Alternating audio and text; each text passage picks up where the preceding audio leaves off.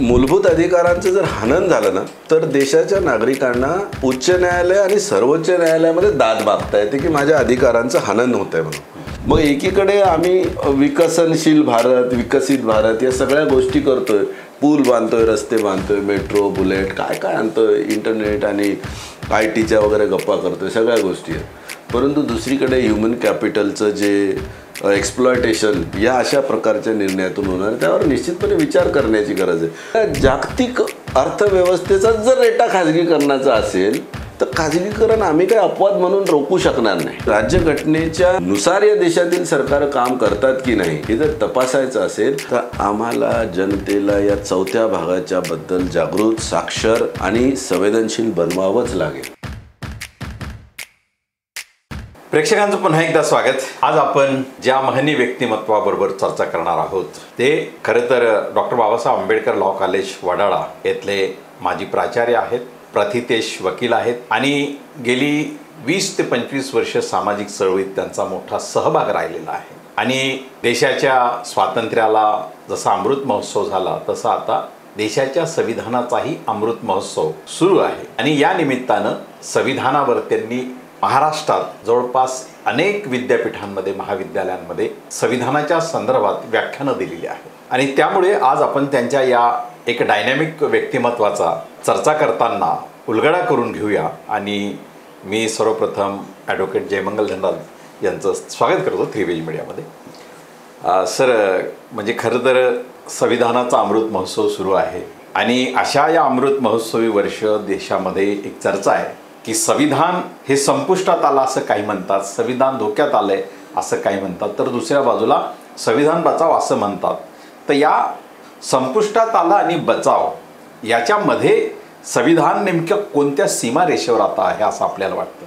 संविधान संपुष्टात आलंय की संविधान बचाव ही जी चर्चा आहे, खरं म्हणजे कायदेशीर विषयानं जर ही चर्चा घडवून केली आपण तर ते कायद्याच्या कक्षेमध्ये राहून करावी। परंतु आता ज्या पद्धतीचा, ज्या स्वरूपाचा प्रश्न आपण विचारला आहे तो प्रश्न असा आहे की त्याला राजकीय अंग आहेच। एकीकडे आपण ज्यांना Bharatiya Janata party laid political alliance आहे आणि एक काँग्रेस लेड पॉलिटिकल अलायन्स आहे।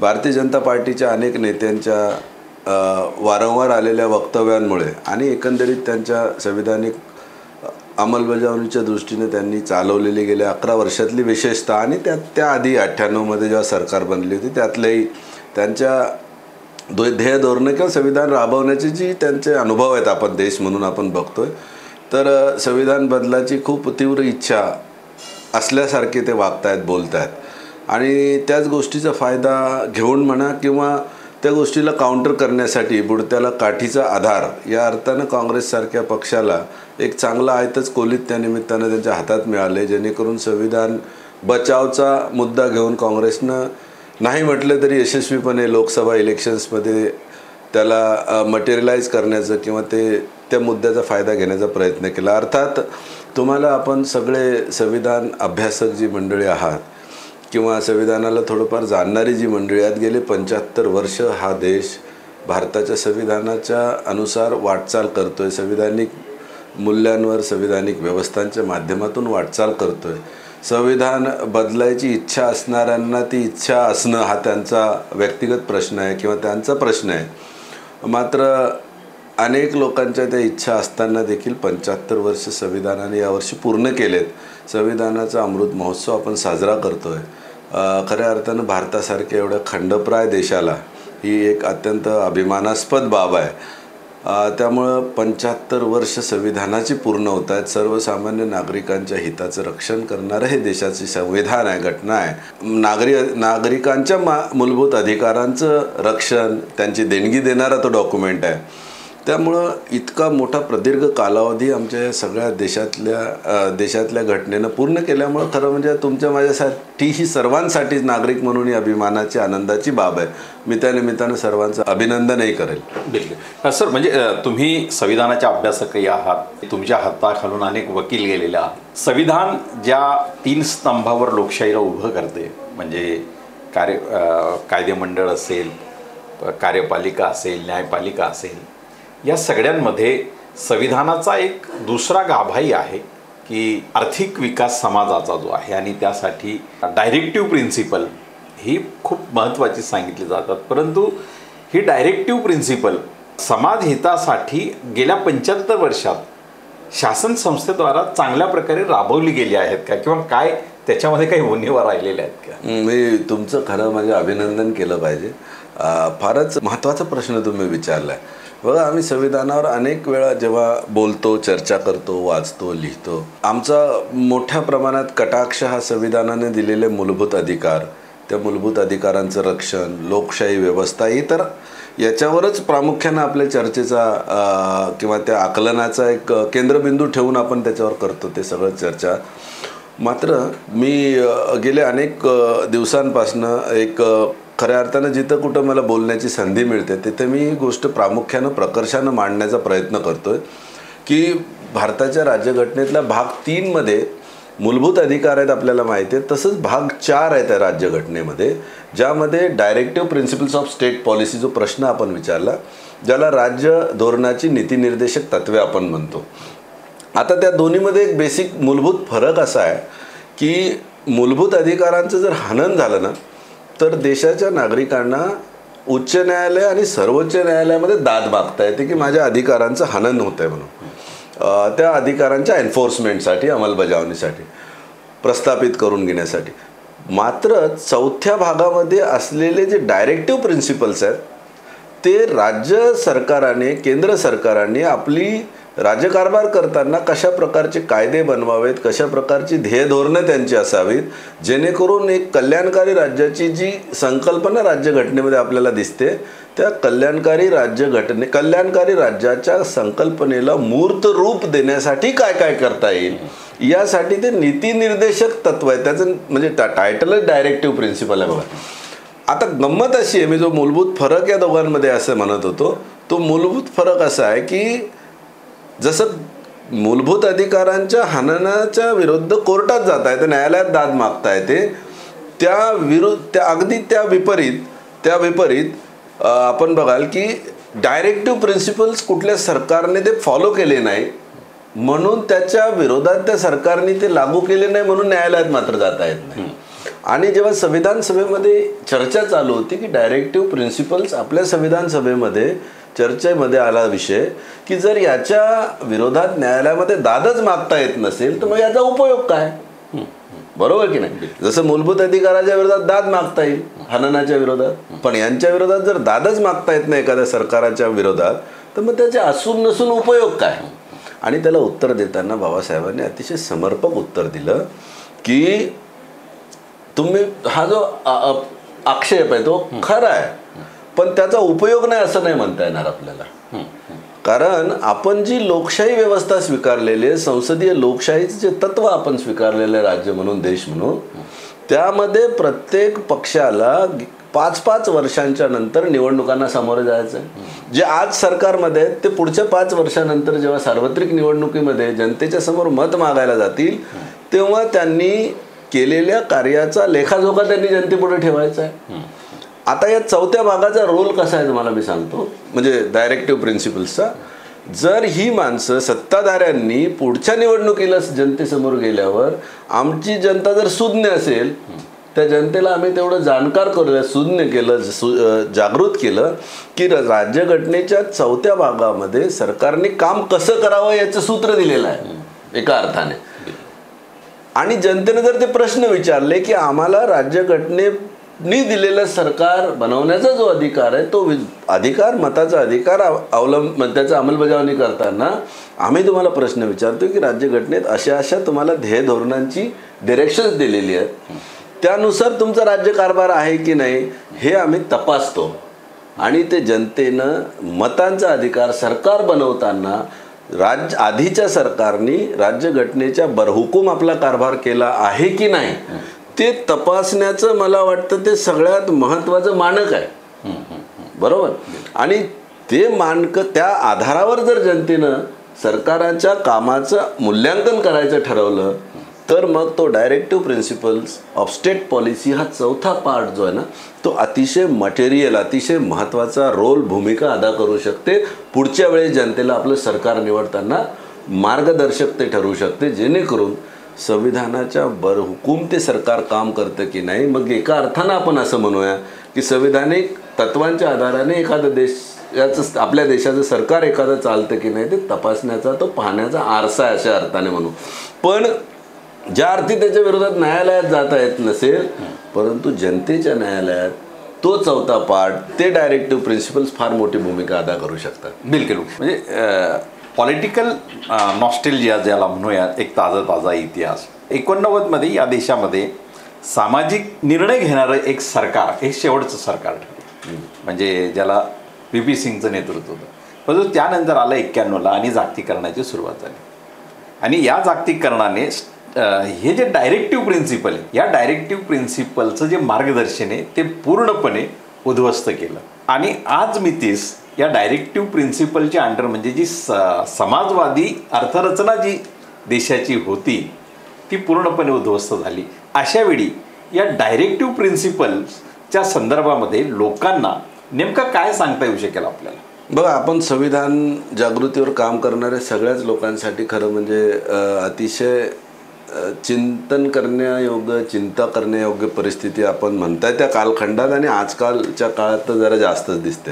अशा वेळी संविधान जागृती करताना आपण ज्या काही मी आधी जसं बोललो की ठळक बाबी तर त्या सांगूच, संविधानाचे जे मूलभूत काय म्हणतात त्याला विशेष वैशिष्ट्ये जे आहेत वगैरे, परंतु या चौथ्या भागावर थोडं विशेषत्वाने काम करण्याची गरज आहे. बघा ना, आता काल परवा महाराष्ट्र शासनाचा एक निर्णय आला.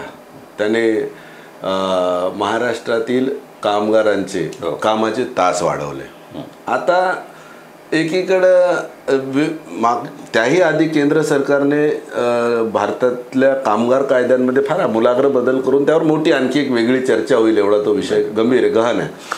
आता कालच्या त्या विषयाला जरी आपण घेतलं तर एकीकडे तुम्हाला आपल्याला माहिती आहे की कामगारांचं शोषण होण्यापासून वाचावं म्हणून कामगारांच्या कामाचे तास, कामगार नेता, कामगार मंत्री आणि एक कामगारांच्या वेलफेअरचा विचार करणारा चिंतक म्हणून, स्टेट्समॅन म्हणून बाबासाहेब आंबेडकरांनी अगदी त्यांच्या कामाच्या तास, कामाच्या ठिकाणी मिळणाऱ्या सुरक्षेसंबंधीच्या तरतुदी, तुम्हाला आपल्याला माहिती आहे त्या कोल माईनमध्ये बाबासाहेब स्वतः जाऊन त्यांची दुर्दशा काय, त्यांची अडचणींची, हालापेष्टांची काळजी त्यांना होती म्हणून ते स्वतः त्या खाणीमध्ये उतरून बाबासाहेबांनी त्याचा अनुभव घेण्याचा प्रयत्न केला. रविवारच्या सुट्ट्या असतील किंवा अनेक इतर जे कामगाराच्या हिताच्या, आता त्या सगळ्या गोष्टी 12-12 तास काम करणाऱ्या कामगारांना मग एकीकडे आम्ही विकसनशील भारत, विकसित भारत या सगळ्या गोष्टी करतोय, पूल बांधतोय, रस्ते बांधतोय, मेट्रो, बुलेट, काय काय आणतोय, इंटरनेट आणि IT वगैरे गप्पा करतोय, सगळ्या गोष्टी आहेत. परंतु दुसरीकडे ह्युमन कॅपिटलचं जे एक्सप्लॉयटेशन या अशा प्रकारच्या निर्णयातून होणार, त्यावर निश्चितपणे विचार करण्याची गरज आहे. दुसरी बाब, त्या डायरेक्टिव्ह प्रिन्सिपल्समध्ये अनेक गोष्टी आहेत सर, तुम्हाला लक्षात येईल. Equal pay for equal wedges, बरोबर, किंवा महिलांना आणि पुरुषांना समान काम जर असेल तर त्या कामामध्ये त्यांचा भेदभाव केला जाऊ नये आणि अनेक इतर डायरेक्टिव्ह प्रिन्सिपल्स आहेत. मग मला सांगा, हा कालचाच जो GR असेल किंवा काय जो निर्णय शासनाने घेतला आहे कामाच्या तासांवरचा, तो टिकेल का त्या पॅरामीटरवर जर त्याला चेक करायचं म्हटलं तर टिकेल का तो? म्हणजे डायरेक्टिव्ह प्रिन्सिपल्सच्या आधारावर जर त्याची मोजणीच करायची म्हटली मूल्यांकन तर ते टिकणार नाही.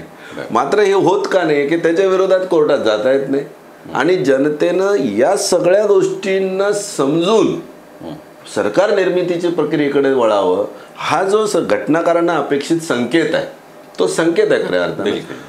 आता त्यावर आपण काम करत नसू किंवा जनता जर त्याबद्दल अनभिज्ञ असेल तर मग ते काय, कोणी कशाच्या, आपण जातीच्या आधारावर निवडणुका लढल्या आहेत या देशामध्ये, या देशामध्ये धर्माच्या आधारावर निवडणुका लढल्या जातात, या देशावर अनेक विषय आहेत की ज्या भाषेच्या विषयावर या देशामध्ये अनेक मुद्दे आपण संवेदनशील मुद्दा म्हणून निवडणुकांच्या अर्थाने त्याच्याकडे पाहिलं जातं. अशा परिस्थितीमध्ये राज्यघटनेच्या नुसार या देशातील सरकार काम करतात की नाही हे जर तपासायचं असेल तर आम्हाला जनतेला या चौथ्या भागाच्या बद्दल जागृत, साक्षर आणि संवेदनशील बनवावंच लागेल. बिलकुल बिलकुल. जसं तुम्ही आता म्हटलं की 12 तास, आणि आज तर प्रसारमाध्यमांमध्ये एक गोष्ट म्हणजे संकेत म्हणून पसरलेली की देशातल्या सार्वजनिक ज्या बँका आहेत, उरलेल्या 12 बँका, त्यांच्या संदर्भात एक मोठा निर्णय होण्याची शक्यता अशी की या सगळ्याच बँकांचं खाजगीकरण करण्याची संकेत देणारी बातमी आज प्रसारमाध्यमांमध्ये पसरलेली आहे. तर हा पूर्णपणे म्हणजे हा डायरेक्टिव्ह प्रिन्सिपल संपवण्याचाच भाग नेमका दिसतोय का आपल्याला, की त्याचं पुनर्वसन पुन्हा करता येऊ शकेल? बघा, पुन्हा त्या डायरेक्टिव्ह प्रिन्सिपल संपवण्याचा भाग वगैरे अशा अर्थाने नको जायला. आपण मुळात देशाच्या राज्यघटनेनं जे काही, बघा कुठल्याही देशाचं राज्यघटना काय, त्या देशातली सामाजिक व्यवस्था कशी असेल, राजकीय व्यवस्था कशी असेल, काय निर्धारित करतं कुठल्याही देशाचं संविधान? सामाजिक व्यवस्था, राजकीय व्यवस्था, अर्थव्यवस्था आणि न्यायव्यवस्था, या प्रामुख्याने या 4 गोष्टींचं निर्धारण करणारं डॉक्युमेंट म्हणजे संविधान आपण कुठल्याही देशाचं असं म्हणतो.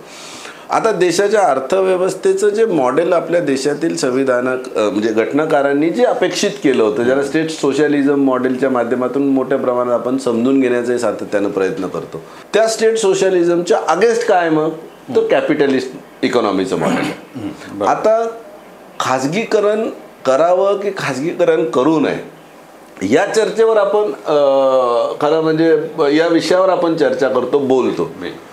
आता जगातल्या सगळ्या जागतिक अर्थव्यवस्थेचा जर रेटा खाजगीकरणाचा असेल तर खाजगीकरण आम्ही काही अपवाद म्हणून रोखू शकणार नाही. पण भारतीय राज्यघटनेने भारतातील नागरिकांच्या हितासाठी जे प्रतिनिधित्वाचं मॉडेल सार्वजनिक उद्योगांच्या, सरकारी नोकऱ्या, सरकारी उद्योग किंवा सार्वजनिक पब्लिक अँड गव्हर्नमेंट सेक्टरमध्ये जे प्रोटेक्शन्स फॉर पार्टिसिपेशन, फॉर रिप्रेझेंटेशन, आरक्षणासारखे तत्व होते, खाजगीकरण एकीकडे जागतिक अर्थव्यवस्था वेगळ्या अर्थाने स्वीकारते आणि भारतात आम्हाला बघायला मिळतं की भारतातले राज्यकर्ते त्या खाजगीकरणाला जागतिक रेट्याच्या आधाराने स्वीकारतानाच इथल्या देशातल्या सर्वसामान्यांच्या प्रतिनिधित्वाचा, आरक्षणाचा जो मुद्दा आहे त्या मुद्द्याला बगल देण्याचं साधन म्हणून वापरतात. त्यामुळे ते एक मोठं चॅलेंज आहे.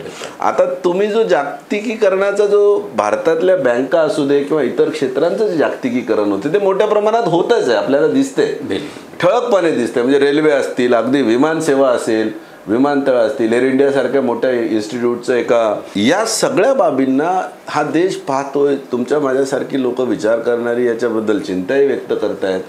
परंतु राज्यकर्त्यांचं, मी जसं तुम्हाला बोललो की त्यांचं एक माइंडसेट जो आहे की यांना आरक्षणाच्या माध्यमातून प्रतिनिधित्व मिळत होतं, ते रोखण्यासाठी जे जे करता येतं ते करूया. आणि त्यात मग या खाजगीकरणासारख्या, आता एकीकडे तुम्ही म्हणताय जे ऑलरेडी नॅशनलाइज बँक आहेत त्यांचं परत खाजगीकरण करायचं आहे.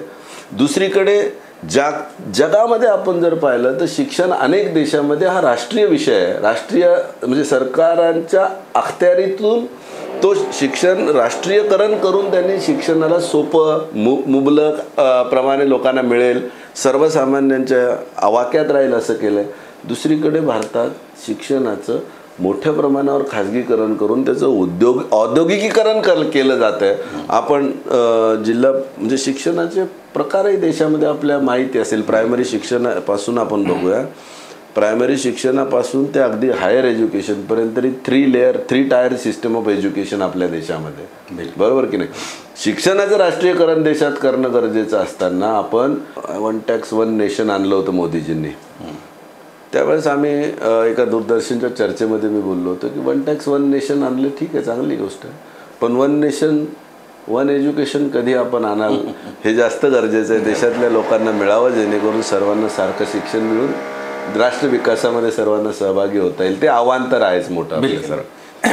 तुम्ही म्हणजे आता आपण संविधानावर बोलत असताना मला वाटतं तुमच्यातला एक पैलू असा आहे की तुम्ही एक चांगले गीतकार आहात, कवी आहात. तुम्ही मला वाटतं संविधानाच्या संदर्भातही गीतं रचलीत आणि सामाजिक पार्श्वभूमीवरही काही गीतं रचलेलीत. तो नेमका तुमचा छंद कसा आहे की तो वैचारिक जळणघळणीतूनच तो? बघा, आता त्याला काही असं फार मी वेगळं काही करतो अशातला भाग नाही. आपण आपल्या मनात जे काय चाललंय ते व्यक्त होण्याचे अनेक माध्यम आहेत, ज्यामध्ये कोणी चांगले लेखक आहेत ते लिखाणाच्या माध्यमातून, कोणी वक्ते असतील ते स्पीकर्स असतील ते आपल्या व्याख्यानांच्या माध्यमातून व्यक्त होत आहेत. मधल्या काळात जेव्हा मला कामाच्या व्यस्ततेमुळं म्हणा किंवा इतर अडचणीमुळं फार मोठ्या प्रमाणात सामाजिक संघर्षामध्ये, चळवळीमध्ये वेळ देता येत नव्हता, त्यावेळेस मनातली खतखत तर ती चालूच होती. व्यक्त व्हायचंच होतं आणि मग ते असं म्हणूया आपण की ते गझलांच्या किंवा गीतांच्या माध्यमातून बाहेर येतं आणि तेच आणि आपले विचार प्रक्रियाच मुळात चळवळीशी संबंधित असल्यामुळे मग संविधानाशी संबंधित असतील किंवा आपल्या महापुरुषांच्या जीवन कार्यावर प्रकाश टाकणारी असतील, चळवळीच्या विविध अंगांवर लिखाण मग ते गीतांच्या माध्यमातून करतो. काही माझे मित्र आहेत, जसं एक विशाल कुमार नावाचा एक चांगला मुलगा गायक आहे, त्याने ते ऐकले तर तो संगीतातला जाणकार आहे, तेवढा अभ्यासू आहे, तर त्याने गायले, कंपोज केले आधी आणि मग गायले. तुम्ही आंबेडकरी चळवळीत गेल्या 30 वर्षात महाराष्ट्रामध्ये फार दमदारपणे राष्ट्रीय लेवलवर जे एक मोठं नाव गायकीमध्ये गाजतंय, राहुल अन्वीकर आपण ऐकलं असेल. राहुल अन्वीकरांनी देखील काही मी लिहिलेली गाणी मी सांगितले त्यांना आवडली आणि त्यांनी देखील त्यांच्या हजारो लाखोच्या कार्यक्रम त्यांचे होतात जनतेच्या समोर, त्यामध्येही त्यांनी गायली, काही रेकॉर्ड करून पब्लिश केली. मग ते it is just a form of expressing your self, that's it. पण सर म्हणजे या सगळ्या म्हणजे ह्या जडणघडणीत तुमचं एक सामाजिक वैचारिक कलाकार किंवा मग कवी या सगळ्या अनुषंगानं तुमचं व्यक्तिमत्व पुढे जात असताना मध्यंतरीच्या काळात तुम्ही राजकीयदृष्ट्याही सक्रिय होतात आणि आता तर तुम्ही एका पक्षाचे पदाधिकारी आहात. तर हा तुमचा राजकीय प्रवास नेमका तुम्ही तो चळवळीच्या अनुषंगानं स्वीकारला की एका राजकीय उद्देशानं, नेमकं काय? बघा, मी विद्यार्थी दशेत असताना मुळात घरातूनच ते संस्कार होते, कारण माझे वडीलच पॅन्थरच्या चळवळीतले आक्रमक नेते म्हणून प्रसिद्ध आहेत तत्कालीन लोकांना त्यांच्या सहकाऱ्यांच्या मध्ये. मीही औरंगाबादला डॉक्टर आंबेडकर लॉ कॉलेजमध्येच शिकलो, पीपल्स एज्युकेशन सोसायटीच्या, आणि तिथे शिक्षण घेत असताना माझे तत्कालीन जे सिनियर्स होते, सहकारी होते, ते बहुजन समाज पार्टीचे कांशीरामजींच्या सोबत नेतृत्वात काम करणारे सगळे विद्यार्थी सहकारी होते. तेव्हापासूनच मला मग या सगळ्या गोष्टींचा सहभाग घेण्याची किंवा त्यांच्यासोबत काम करण्याची सवय लागली.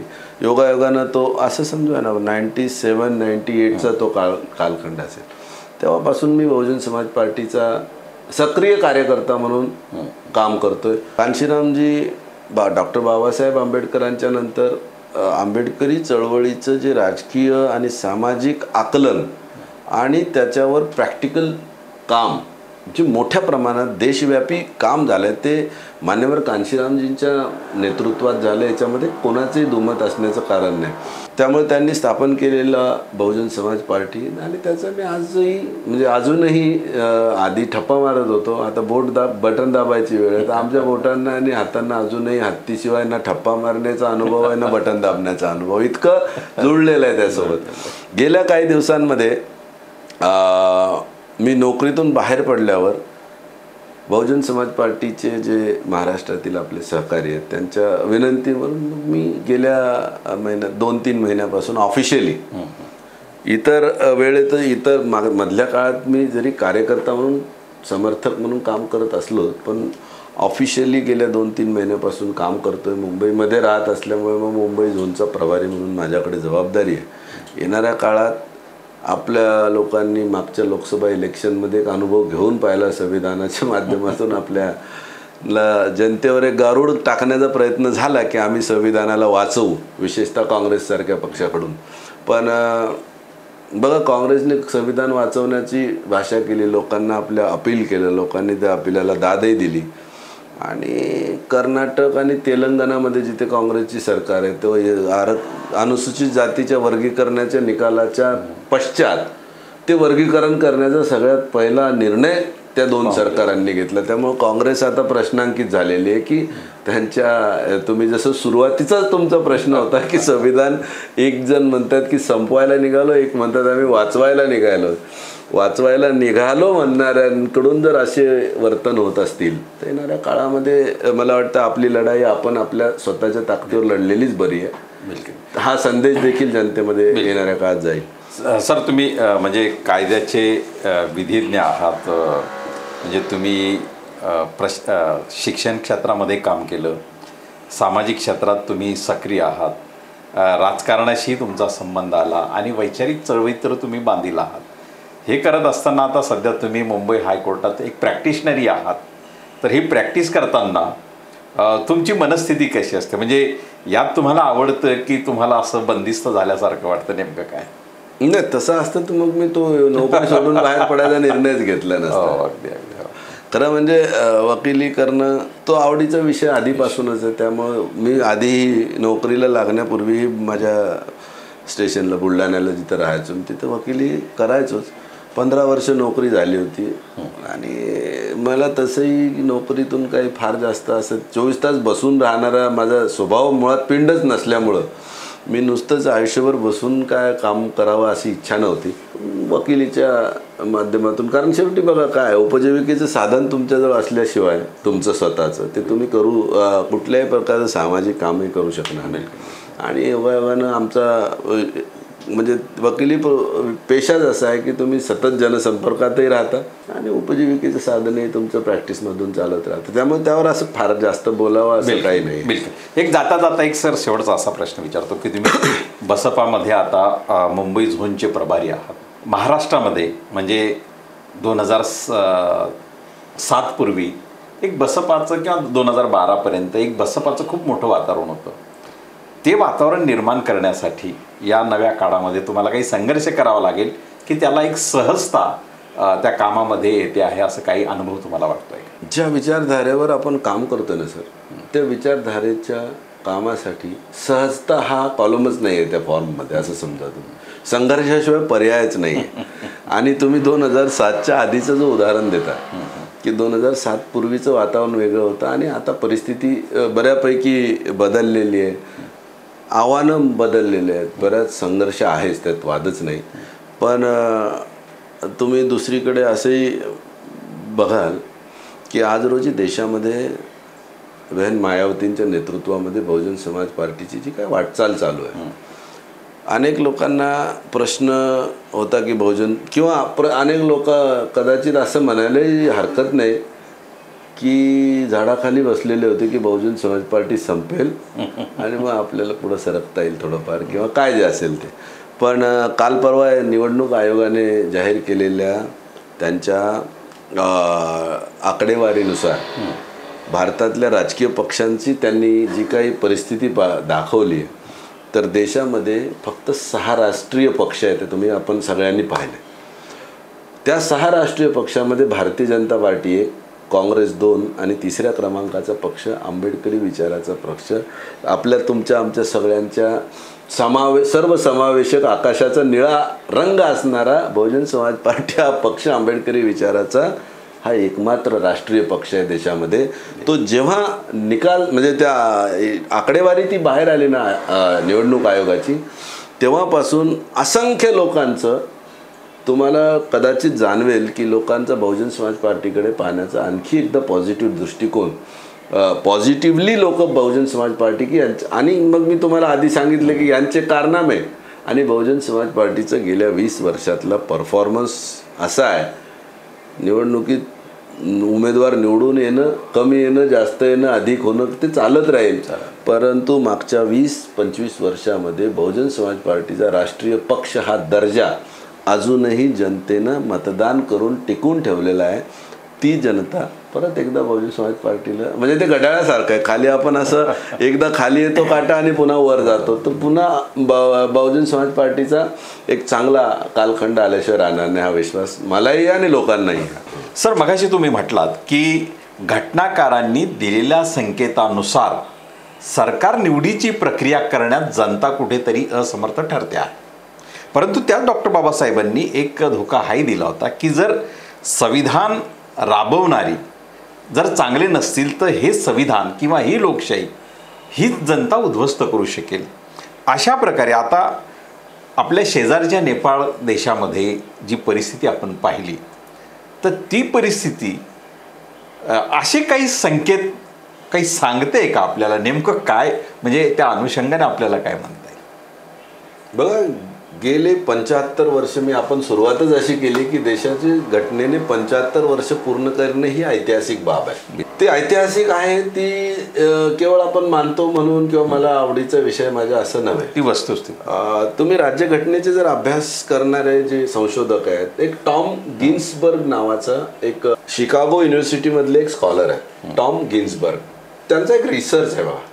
त्या रिसर्च केला त्यांनी आणि त्या रिसर्चमध्ये अनेक त्यांनी जे त्यांचे निष्कर्ष म्हणले त्यातला एक निष्कर्ष भारतीय राज्यघटनेच्या दृष्टीने मला खूप म्हणजे दखलपात्र वाटतो. तो असा आहे, 1790 ते आतापर्यंतच्या राज्यघटनांचा त्यांनी अभ्यास केला जगातल्या.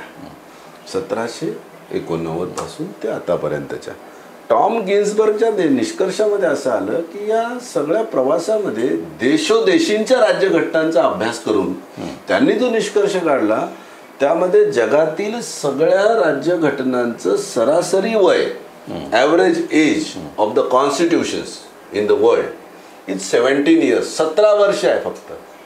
जो जनरेशनचा एक जो पिरियड असतो तोच 17 वर्ष म्हणजे ॲव्हरेज वय, सरासरी वय देशातल्या सगळ्या राज्यघटना. त्याच्यामध्ये अमेरिकेची 200 वर्षाची राज्यघटना आहे, तिचंही भारताची 75 वर्षांची. अशा अनेक राज्यघटनांचा अभ्यास करून एक सरासरी वय देशातल्या राज्यघटनांचं 17 वर्ष आहे जगातल्या राज्यघटनांचं. अशा परिस्थितीत आपण 75 वर्ष पूर्ण केले. तुम्ही समजून घ्या. त्या अर्थाने खूप क्रांतिकारी, खूप मोठी घटना आहे, खूप ऐतिहासिक घटना आहे. बरं, त्यातही भारतासारखा देश ज्यामध्ये असंख्य जाती, धर्म, पंथ, वंश, लिंग, भाषा, संस्कृती, खाण्याच्या पद्धती, कपड्याच्या पद्धती, पेहरावांच्या किती विविधतेने नटलेला हा देश आहे, तरीही 57 गेल्या 75 वर्ष हा देश आजपर्यंत अखंडित आहे. दुसरीकडे आता दुसरं कारण की हा देश या राज्यघटनेचं आणखी हे वैशिष्ट्य का ठरतं किंवा का ऐतिहासिक असं म्हणतो, आपले शेजारी बघा तुम्ही, श्रीलंकेनं 3 वेळा राज्यघटना बदलून झाली आपली. श्रीलंकेने 3 वेळा आपली राज्यघटना बदलली. पाकिस्तानने 5 वेळा राज्यघटना बदलली. ज्या नेपाळचा तुम्ही आता उल्लेख केला, जिथे उद्रेक झाला, उद्रेक, त्या नेपाळने 6 वेळा राज्यघटना बदलून झाली आपली. भारताची राज्यघटना अजूनही इंटॅक्ट आहे.